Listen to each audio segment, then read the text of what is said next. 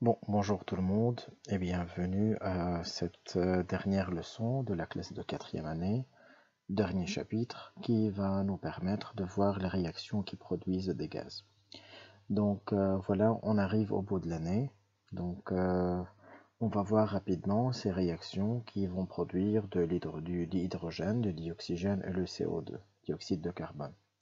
Alors pour cela, j'ai choisi quelques vidéos, donc je vais mettre tous les liens dans la description. Je vous encourage à aller cliquer, regarder les vidéos parce qu'on ne va pas tout regarder. Bien sûr, pour la question de droit d'auteur et deuxièmement parce qu'il faut encourager les créateurs.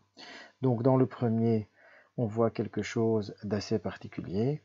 On a, on a le prof ou la prof qui a commencé à mettre de l'HCl, de l'acide chlorhydrique, dans plusieurs tubes. Le premier qui contient l'étain, le deuxième le fer, magnésium, cuivre, zinc et calcium. Donc on ne va pas regarder tout ça. Mais ce qui nous intéresse, c'est de commencer à voir donc les réactions. Et là, voilà, on voit plus loin que ils vont pas tous réagir de la même façon, et on peut même avoir l'impression qu'il y a quelques-uns qui ne réagissent même pas, comme si vous regardez la vidéo complète, il va vous montrer, donc par exemple, l'étain, on voit presque pas de changement. Par contre, on voit au niveau du calcium que c'est vraiment violent, il y a un gaz qui est produit rapidement, et même très rapidement. Le magnésium, c'était assez, voilà, ça réagissait très bien. Le zinc aussi. Et plus tard dans la vidéo, il va approcher donc un tube à essai, il va montrer que voilà, il y a aussi formation de gaz dans d'autres tubes. Donc encore, j'ai dit, je ne vais pas mettre toute la vidéo, donc vous pouvez aller voir. Mais pour résumer, donc on a mis de l'acide avec un métal, tout ça c'était des métaux, et on a regardé qu'il y avait une réaction qui se passait. Alors là, c'est le même type, c'est en anglais. Donc l'hydrogène, donc comment produire le gaz, ils ont dit c'est le dihydrogène en utilisant un métal et de l'acide. Donc là, la particularité, c'est que il a mis donc un ballon dessus, parce que c'est assez marrant, parce qu'il va pouvoir recueillir le gaz qui se forme à l'intérieur, et après, il va faire quelque chose d'assez intéressant. Et on va voir que, voilà, dans un petit instant, il va prendre ce ballon et il va tout simplement l'allumer.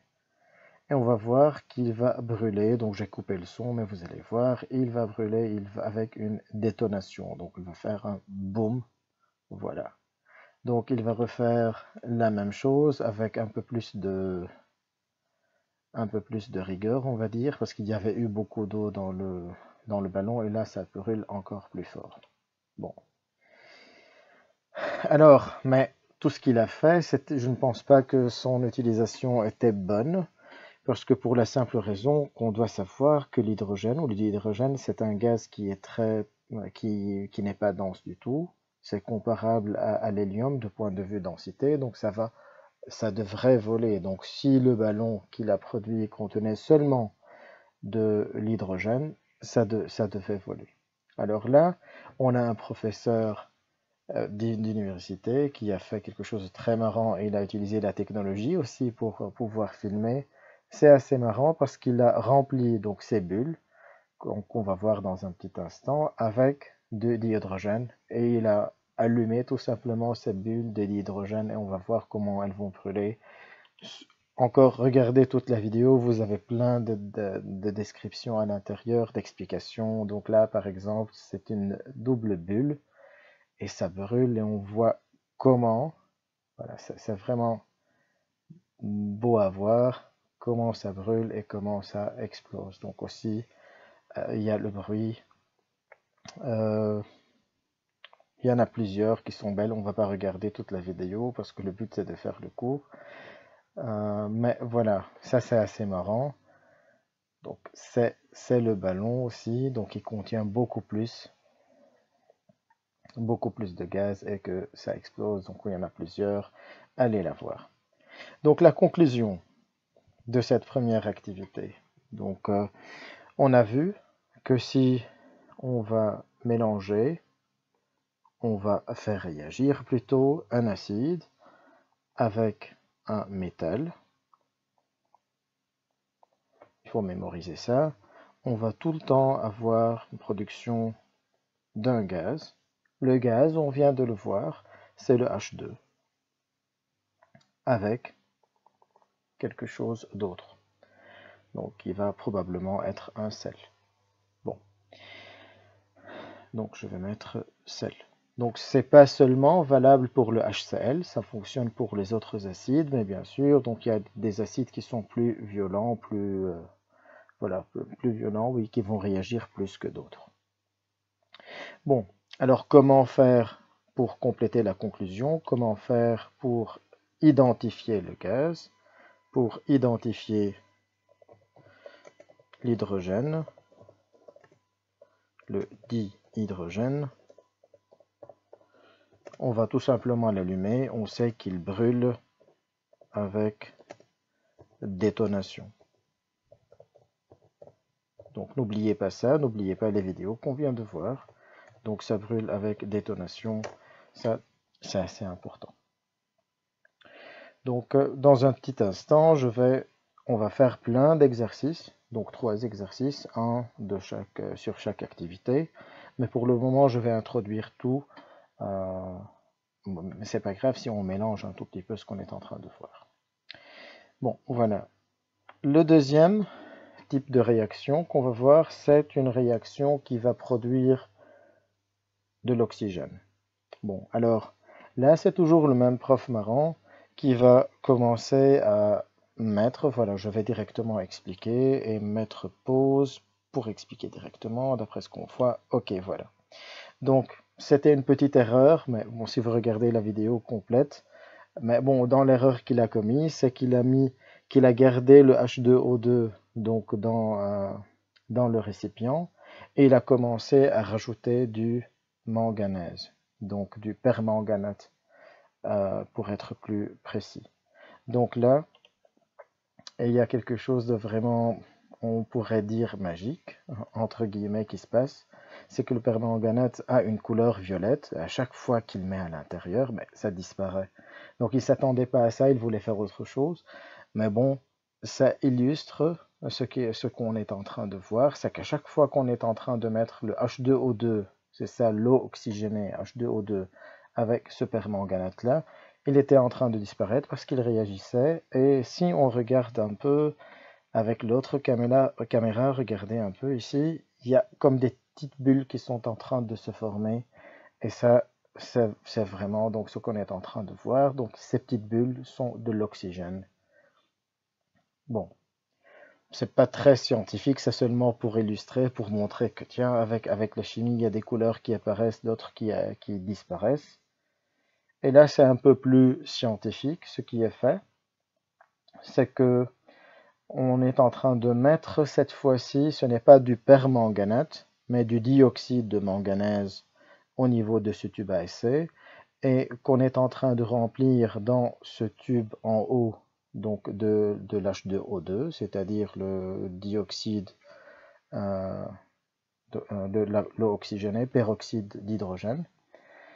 Et là, une fois qu'on commence à les faire réagir, il va y avoir le gaz, l'oxygène qui va être produit et qui va aller dans ce tube et qui va remplir un tube à essai qui était rempli seulement d'eau. Donc, le gaz qui est en train de sortir va chasser l'eau du tube et il va l'occuper. Donc, on va voir ça rapidement. Donc, vous voyez, on ne regarde pas toute la vidéo. C'est directement le point le plus important. Donc on voit quand ça commence à descendre, il y a une réaction qui arrive et qui se produit et des bulles qui sortent. Ce ne sont pas des bulles d'air, ce sont des bulles d'oxygène comme on vient de parler. Alors comment identifier que c'est de l'oxygène? Ça c'est important. On avait vu qu'avec le dihydrogène, il suffit de voir que ça brûle avec détonation. Ici, on va tout simplement, vous avez vu ça en biologie, j'imagine, ça ravive un tison incandescent qui était en train de s'éteindre. Donc là, voilà, on va brûler n'importe quel petit bâton, on l'éteint, et puis quand on le met à l'intérieur, voilà, on va voir qu'il va se raviver. Donc quand ça ravive la flamme, ça contient beaucoup d'oxygène pour pouvoir le faire. Ok, là, on a quelque chose de particulier, j'aimerais bien parler de ça. Par rapport au H2O2, c'est ça l'eau oxygénée dont on était en train de parler. L'oxygène qui est produit est le H2O, donc il va se décomposer en donnant de l'eau aussi. Mais quel est le rôle du dioxyde de manganèse ici? Bon, on va appeler ça un catalyseur. Donc attention, peut-être dans des exercices, on va vous dire on a mélangé de l'eau oxygénée avec du dioxyde de manganèse, ou comme on avait vu plus haut, avec du permanganate, toujours manganèse qui est à l'intérieur. Donc en fait, ils ne vont pas réagir. Ce qu'ils vont faire, catalyser, ça veut dire ils vont faciliter ou ils vont accélérer une certaine réaction, mais ça, ce n'est pas le cours de la 4e année. Mais juste une parenthèse pour savoir que quand c'est un catalyseur, donc on le note sur la flèche parce que il va rester, ce n'est pas comme les réactifs qui vont disparaître et les produits qui vont apparaître, le catalyseur va rester donc dans le milieu. Conclusion, je sais que je suis en train d'aller vite, mais c'est une vidéo et le but c'est de faire des exercices. Donc vous pouvez poser, reculer, vous savez tout ça. Donc pour conclure, je vais recopier donc l'équation que je viens d'expliquer. On a le H2O2, ça c'est l'eau oxygénée. On va mettre le MnO2 qui est le catalyseur. Et ça va donner de l'oxygène et de l'eau. Mais si je les garde comme ça, ce n'est pas pondéré. Pour pondérer, donc je vais équilibrer et ça fonctionne, on sait équilibrer. Donc rapidement, donc on a 4 hydrogènes, et si je compte ici le nombre d'oxygène, 2 fois 2 ça fait 4 oxygènes, de l'autre côté j'ai un 2 ici et un 2 là, donc ça fait 4. Donc on équilibre les oxygènes et les hydrogènes pour obtenir cette équation. Donc comment faire? Non, je l'ai noté en haut. Donc l'oxygène ravive la flamme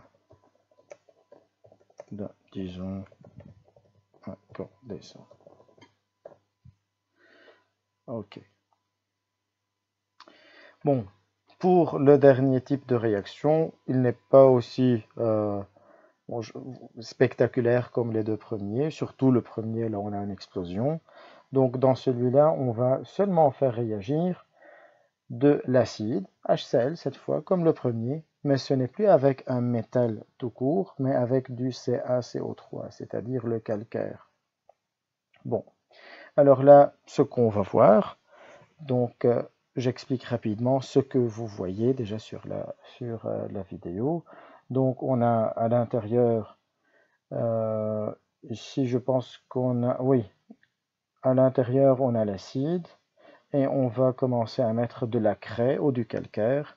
Et dès qu'ils vont se toucher, donc il va y avoir une réaction qui va se produire. Cette réaction va produire un gaz, et ce gaz va voyager dans ce tube, comme dans le premier, et ça va chasser l'eau qui est à l'intérieur, et comme ça on peut mesurer le volume du gaz produit. Donc on va regarder ça rapidement. Et voilà.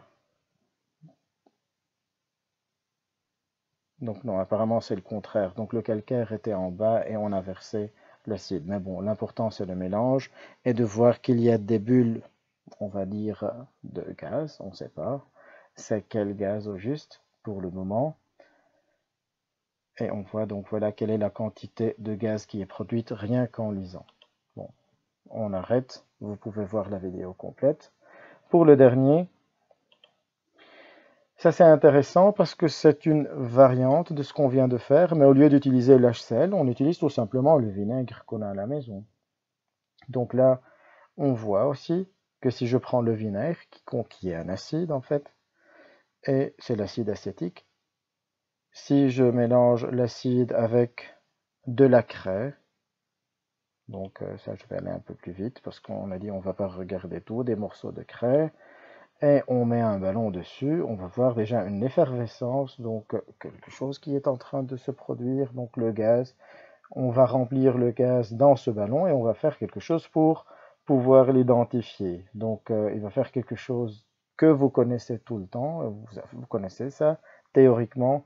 Le CO2 trouble l'eau de chaud, donc ce que le monsieur va faire, c'est qu'il va prendre ce gaz, le mettre dans le tube avec de l'eau de chaud mélangée et on va voir que tiens, donc le liquide qui était limpide à l'intérieur est devenu trouble, donc à cause de ça.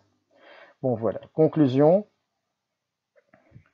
Donc ici on a de l'acide en général, plus particulièrement dans le premier c'était le HCl, acide plus calcaire, qui a donné du, qui a donné du CO2. Bon, ça je vais écrire peut-être en manuscrit, en CO2, avec de l'H2O. Et ça c'est du Parker, avec du CaCl2 s'il s'agit de l'acide chlorhydrique. Si c'est un autre type d'acide, c'est autre chose, mais vous êtes responsable de cette équation HCl plus... bon, j'aurais dû noter directement, bon, c'est pas grave. L'acide chlorhydrique, c'est HCl, plus le calcaire, c'est CaCO3, et ça va donner du CO2 plus le H2O. Et comme d'habitude, on clôture ce qu'on est en train de dire par comment faire pour identifier. Alors là, on dit le dioxyde de carbone, CO2, trouble l'eau de chaud. Alors là, on va expliquer un peu comment ça trouble l'eau de chaud. Il y a une réaction qui nous permet d'expliquer ça.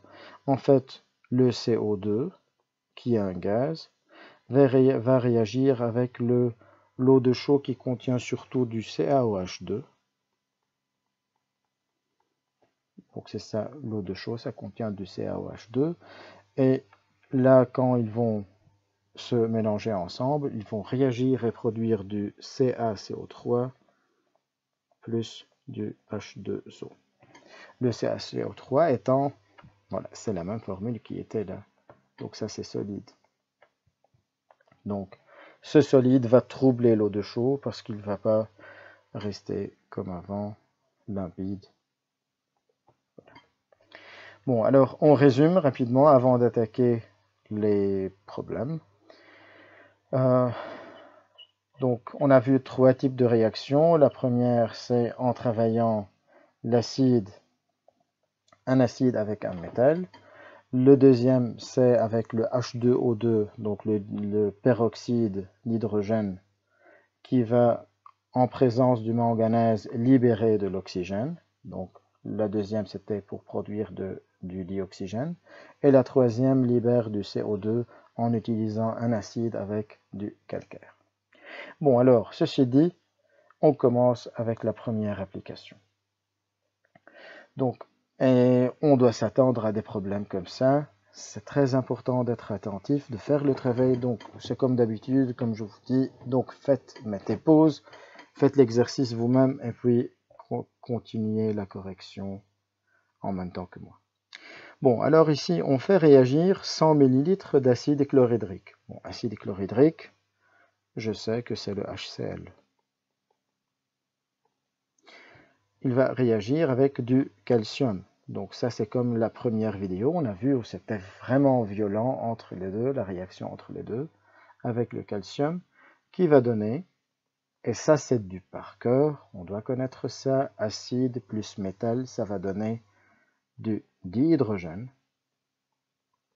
Et imaginons que j'ai oublié l'hydrogène plus sel, l'hydrogène plus quoi? C'est super facile en fait. Donc imaginez qu'on a H, l'hydrogène, qui est en train de devenir le H2. Ça ne va pas paraître de rien, c'est le H qui va devenir H2. Donc qu'est-ce qui reste? Ceux qui vont rester ensemble, c'est tout simplement le Ca et le Cl. Mais on a toujours dit, quand on commence à écrire donc une nouvelle molécule, il faut tout le temps respecter leur valence. Donc vous regardez dans le tableau de Mendeleïev et vous allez voir que le Ca a une valence de 2 et le chlore a une valence de 1. Donc quand on va les croiser, on va obtenir Ca. Le Ca va aller avec le 1 en croisant. Donc c'est la règle du chiasma. CaCl2. Ok. Donc le HCl est un liquide, le Ca est un solide, donc le H2 c'est un gaz et le CaCl2 c'est aqueux. Bon. Bon, voilà la réaction, l'équation. Mais est-ce qu'elle est pondérée? Non. Alors pour la pondérer, on va faire l'équilibre. Donc je regarde, on réexplique très rapidement l'équilibre. Pour l'hydrogène, on a un seul hydrogène avant la flèche dans les réactifs, alors que de l'autre côté, on a 2. Donc il faut équilibrer avec un coefficient de 2. Mais ce coefficient de 2, on n'oublie pas qu'il va influencer toute la molécule. Donc on aura 2 hydrogènes et 2 chlores. De l'autre côté, on a 2 chlores, donc c'est OK pour le chlore. Et puis à la fin, on vérifie avec le Ca. On a un seul Ca à gauche et un seul Ca à droite, donc dans les produits, et la réaction est bien pondérée. Donc on a terminé avec le 1. Comment identifier le gaz produit? On se rappelle un peu. Donc pour identifier le dihydrogène, on doit savoir que ça brûle avec une détonation. Et d'ailleurs, dans un tube, c'est assez marrant, ça fait un bruit comme si on jouait de la flûte. Donc c'est une détonation, mais avec un certain son particulier. Donc le 2, je ne vais pas le noter, c'est dans la petite synthèse qu'on avait mis à côté. Par contre, le 3, c'est là où il faut commencer vraiment à travailler. Parce qu'on demande quel est le volume obtenu de ce gaz obtenu, j'ai tapé n'importe comment, dans les CSTP. Donc un rappel d'abord, que veut dire CSTP? CSTP, ce sont les conditions standards de température et de pression. Bon, on peut vous dire, donc calculer ça dans les CSTP. On peut demander ça autrement en vous disant par exemple que ça a une température de 25 degrés avec une pression de 1 atmosphère. Donc si on vous dit ça comme ça, donc il faut savoir que ça c'est le CSTP. Donc dans les conditions des CSTP, le volume molaire, on doit le connaître par cœur, c'est de 24,5 litres par mol. Voilà. Ok. Bon alors, quel est le volume obtenu de ce gaz dans les CSTP? On a un petit problème ici. Parce que dans cet exercice, on nous a donné le volume de l'HCl, qui est égal à 100 ml, donc 0,1 litre. On nous a donné la concentration de l'HCl, qui est égale à 0,1 fois molaire, donc c'est-à-dire mol par litre. Donc avec ces deux-là, je peux trouver le nombre de moles de l'HCl. Donc N est égal, on va se rappeler de nos formules, c'est C fois V. Donc en appliquant, on aura 0,1 fois 0,1, donc ce qui fait 0,01 mol. Bon, super, bon, on a trouvé le nombre de moles de l'HCl. Mais on nous a aussi donné la masse du calcium. Donc en me donnant la masse du calcium, on est en train de me donner les deux réactifs. Donc on n'a pas dit qu'ils sont à l'équilibre entre les deux. Donc ça veut dire que je pourrais avoir un excès. Donc là, on va devoir faire un petit calcul pour savoir quel est le réactif limitant et quel est le réactif excédentaire. Donc pour faire d'abord ce travail, je vais trouver le nombre de moles, mais cette fois-ci en utilisant la formule n qui est égale à, quand on a la masse, c'est petit m sur grand M. Donc la masse divisée par la masse molaire. Bon, on utilise assez souvent le calcium, donc c'est du 40. La masse molaire, on peut vérifier dans le tableau. Donc, et là, on va faire ça. Donc, je vais le faire rapidement en utilisant la calculatrice. Donc, 5 divisé par 40, ça fait 1 sur 8, ce qui fait, oui, on pouvait simplifier, 0,25. Mais il faut savoir que je suis en train d'enregistrer ça à 3 heures du matin. Donc, voilà. Donc, 0,25 mol. Bon, alors attention, je ne peux pas dire directement que ça c'est plus petit que ça, donc forcément, donc le réactif limitant c'est le 0,01. On ne peut pas directement faire ce travail. Bon, ce qu'on peut faire pour aller plus vite, c'est de diviser directement 0,01 par le 2 avec les coefficients et le 0,25 par le 1 et comparer ces deux fractions ensemble. Mais je préfère l'autre technique, même si elle est plus longue, mais ça va nous permettre de remplir le tableau et de comprendre un peu plus la logique. C'est de travailler directement dans un tableau d'avancement. Donc si vous êtes intéressé par l'autre méthode qui vous permet d'aller plus vite, voilà, vous pouvez me le demander plus tard. Je pense que je l'avais expliqué dans l'une des vidéos de chimie. Mais dans tous les cas, cette méthode est plus importante parce qu'elle va aller dans les détails. Ok, donc on a N0, NR, NF. N0 étant le nombre de moles initial. Donc là, d'après nos calculs, on vient de trouver que le 0,01 mol, c'est le nombre de moles initial de ce réactif. Le calcium, c'est le 0,25. Bon, comme il s'agit de produits, c'est sûr que c'est 0 et 0. Bon, maintenant, on continue avec le nombre de moles qui réagit. Donc ici, comme on est en train de parler des réactifs, ça va disparaître. Une certaine quantité va disparaître, mais là, n'oubliez pas qu'il faut respecter les coefficients en faisant ce travail. Donc ici, on a un coefficient de 2, donc il faut mettre moins 2x. Là, on va avoir un moins x, parce qu'il n'y a pas. C'est un moins 1x, si vous voulez. Il y a un x qui va être produit et un autre x qui va être produit au niveau du CaCl2.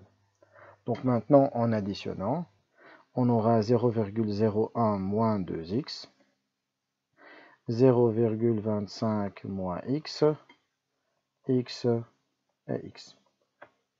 Ok, super. Alors c'est là où je vous avais expliqué, donc dans le chapitre précédent, mais c'est toujours valable dans ce chapitre.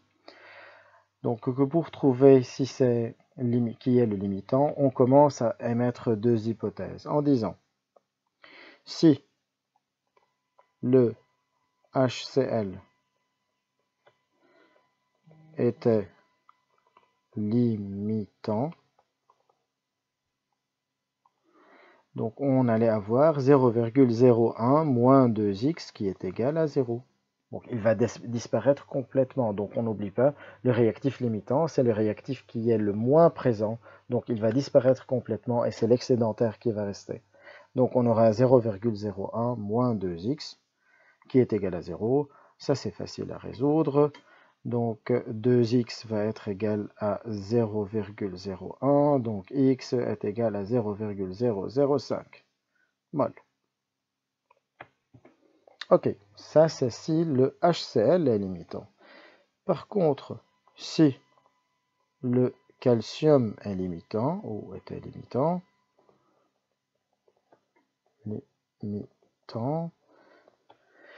Là, à ce moment-là, on va faire le même travail. C'est le 0,25 moins x qui serait égal à 0.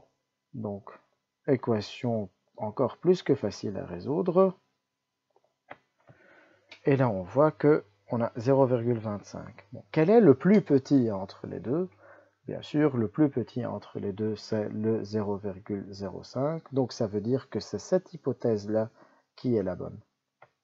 Donc, on conclut avec une petite phrase en disant que le HCl est alors limitant. Ok. Alors, pourquoi il faut prendre le plus petit? C'est assez logique. Parce que si c'est le petit, je mets le 0,05 ici, ça va devenir un x max, un avancement maximal qui va donner 0. Et là, je vais avoir un réactif excédentaire qui va rester, parce que c'est lui qui est en excès. Si jamais je me trompe et je les inverse, je dois savoir que j'ai commis une erreur, parce que je vais terminer avec des nombres négatifs quelque part. Et c'est pas possible d'avoir des composants négatifs à la fin, des réactifs négatifs. Ok. Alors bon, maintenant, on termine, vu qu'on a trouvé le x max, l'avancement maximal. Donc on a 0,005, 0,005. Et là, donc on va avoir, donc le 0, on va mettre là, c'est, donc on a 250. Ouais, donc moins 5, c'est 245. Voilà. Bon, ce qui nous intéresse maintenant pour répondre à la question 3, c'est quel est le volume de ce gaz obtenu. Donc, le gaz, on sait que c'est l'hydrogène, le dihydrogène. On est en train d'obtenir un nombre de moles de 0,05. Ok. Alors, pour répondre à la question, on sait que pour calculer un nombre de moles, on a 3 formules, je les note comme ça. Ça va faire aussi une révision. C'est petit m sur grand M, c'est V sur Vm, et c'est X sur Na, le nombre d'Avogadro, et c'est C fois V, comme ça on a toutes les formules. Donc dans ce cas-là, ce qui nous intéresse, c'est le volume. Donc toutes les autres formules, on va les effacer, et ce qui reste, c'est celle-là. En sachant qu'on connaît le X, le nombre de moles. Donc pour trouver le volume, il suffit de faire le volume de H2 obtenu.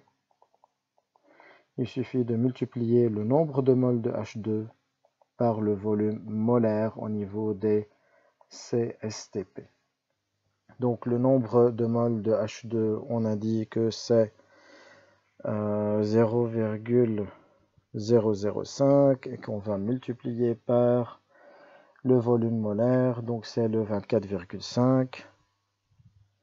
Et là, on aura un volume de 0,1225 litres. Et on a terminé. Donc en litres, c'est pas immense, donc c'est plus ou moins 122,5 millilitres. Donc c'est comme ça. Et c'est bon. Et voilà. Donc on a répondu à la question. Donc je répète, je récapitule parce que ça va être la même chose donc, dans les autres applications. Donc il faut d'abord, même si on ne le demande pas, trouver donc le réactif limitant, le réactif qui est en excès, celui qui va rester, faire les calculs donc en fonction de ça. L'application 2 devrait être un peu plus simple.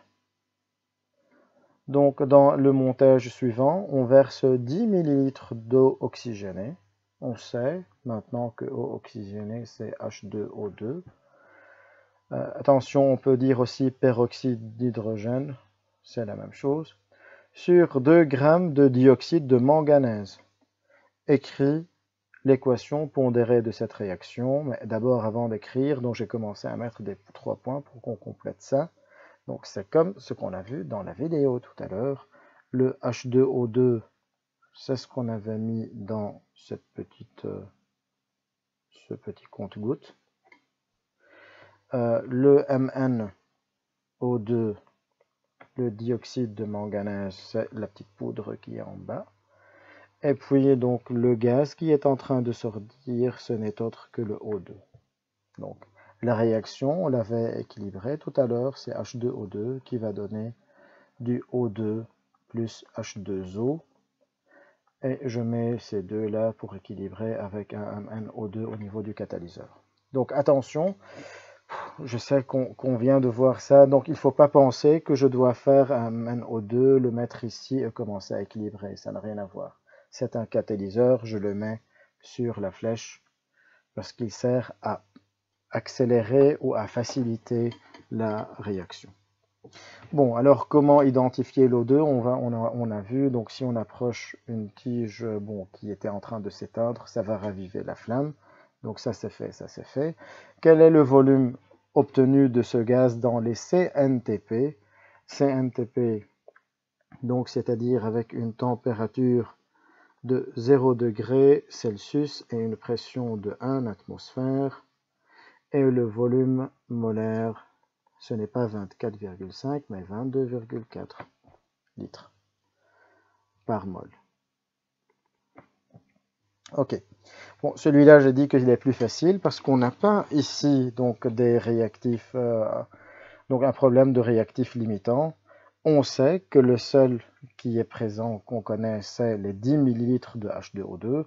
Donc je pourrais directement commencer à remplir et trouver le volume du gaz qui est l'oxygène. Bon, alors on commence rapidement ces calculs. Mettez pause, comme d'habitude, travaillez. Bon, pendant la petite pause, j'ai changé l'énoncé pour mettre 10 grammes à la place de 10 millilitres. Comme ça, on utilise la deuxième formule, n qui est égal à petit m sur grand M. Donc voilà, on va calculer justement le nombre de moles de H2O2 en utilisant la formule que je viens de donner, c'est la masse divisée par la masse molaire. Donc pour trouver la masse molaire de H2O2, on va faire 2 fois la masse molaire de H qui est 1, plus 2 fois la masse molaire de l'oxygène qui est 16. Donc on va obtenir 34 alors grammes par mol. Donc maintenant pour calculer la masse, il suffit de diviser le 10 par le 34. Alors c'est 5 sur 17, mais on a besoin d'une réponse. Donc ici c'est 0,294 mol. Ok. Alors, encore, on a déjà parlé du MnO2, c'est un catalyseur, donc on ne va pas le calculer. On va commencer directement à remplir le tableau. Donc, et c'est le but c'est l'un des buts du cours de chimie de la 4e année. Donc, ceci dit, on commence avec le N0, le nombre de moles initial, le nombre de moles qui réagit et le nombre de moles final. Donc, on vient de trouver 0,294. Donc, on a un 0 à un 0 au niveau des produits, ce qui est normal. Donc, ici, on a un moins x plus x plus x. Je n'ai pas fait une erreur, c'est parce que je veux mettre un moins 2 pour attirer l'attention. À chaque fois qu'on utilise les coefficients, ce n'est pas les coefficients. Attention, on ne calcule pas les coefficients ici. On ne les utilise pas pour la masse molaire. On l'utilise seulement pour le tableau d'avancement. Maintenant, donc c'est 0,294 moins 2x qui est égal à 0. Donc 2x qui est égal à 0,294 et en divisant par 2, on trouve 0,147. 147 mol. Donc on a le X en additionnant qui est égal à 0,147 mol et le 2X qui va être égal à 2X max pour être précis. L'avancement maximal qui va être égal à 0,294. Donc pratiquement ce que ça veut dire, c'est que tout le H2O2, toute l'eau oxygénée va disparaître et on va avoir de l'oxygène qui va se former. Alors maintenant, on va répondre à la question de l'oxygène et de l'eau. On va répondre à la question quel est le volume d'oxygène qui est formé. On a vu ça en haut.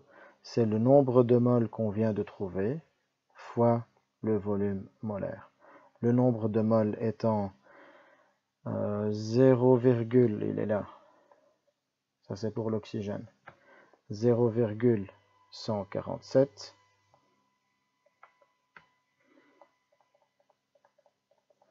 fois le volume molaire dans les CNTP, c'est le 22,4. On les multiplie ensemble et on trouve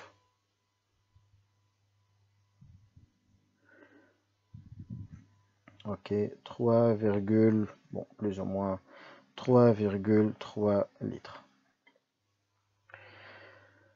Ok, donc avec si peu, donc on est capable d'obtenir 3,3 litres avec les 10 grammes de H2O2. Donc bien sûr, donc pratiquement, ça dépend de la concentration de H2O2, du volume, c'est ça les mots techniques de l'eau oxygénée. Mais voilà, bon, dans le cadre de cet exercice, on voit que c'était assez, oui, assez efficace. Donc là, j'ai déjà préparé donc, la solution du troisième. Bon, on va le commenter rapidement, parce que dans cette résolution, j'ai tout simplement fait un copier-coller de cette partie déjà. Parce que si on lit l'énoncé, 100 000 litres d'acide chlorhydrique, 0,1 une fois molaire, c'est le même exercice qui était tout en haut, le premier. Et la seule chose que j'avais changé, c'est au lieu d'avoir donc du calcium, j'ai remplacé le calcium par calcaire. Donc voilà.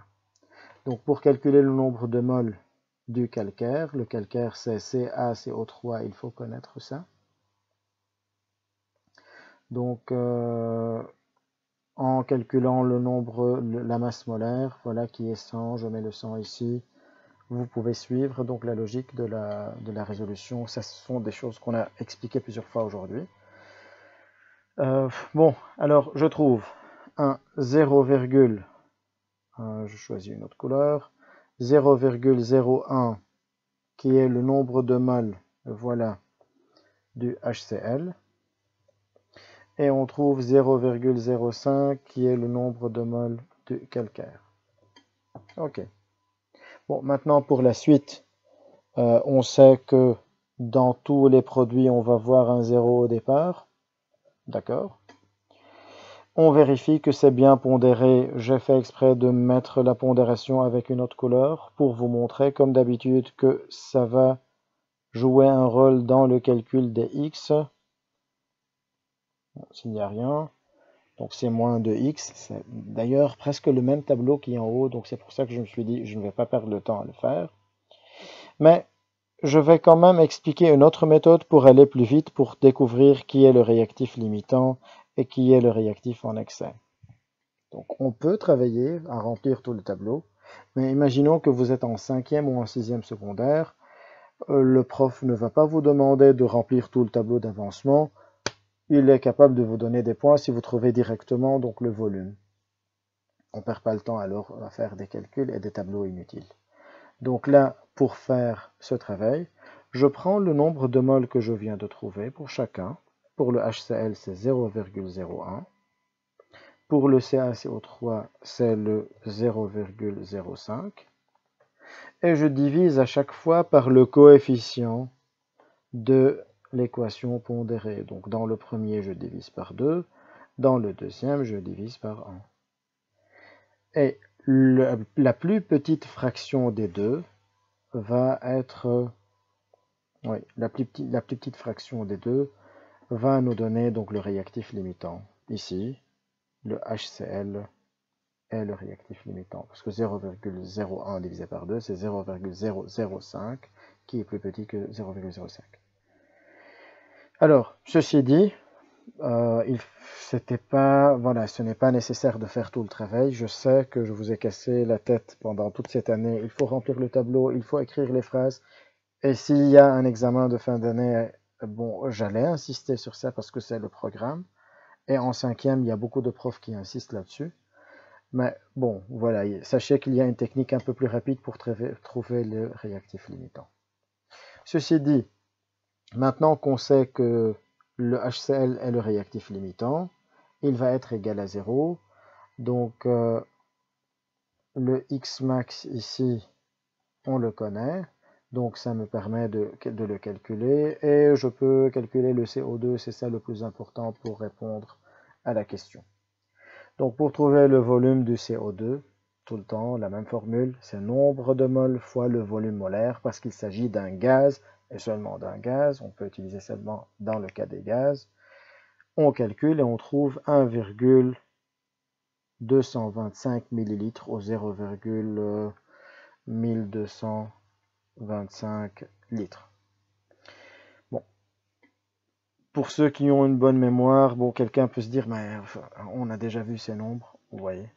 On a vu les mêmes nombres tout en haut dans l'application 1, parce qu'il s'agit du même exercice. Bon, je viens de dire au départ, j'ai changé tout simplement le mot calcium par le mot calcaire, et vu que les coefficients stéchiométriques sont les mêmes, 2,1 en haut, c'était aussi 2,1, donc ça n'a pas trop changé dans la réponse finale. Bon, alors j'espère que vous avez compris ce dernier chapitre. Il n'est pas compliqué, il y a des choses à apprendre par cœur, les équations et comment identifier chacun des gaz. Alors pour la prochaine fois, il faut faire tous les exercices du livre, bon, il n'y en a pas beaucoup, 3 ou 4 je pense, de ce chapitre-là, et me les envoyer pour que je les corrige. Alors, s'il y a des questions, comme d'habitude, c'est dans les commentaires sur Edmodo ou sur notre serveur de Discord. Et bon travail à vous tous.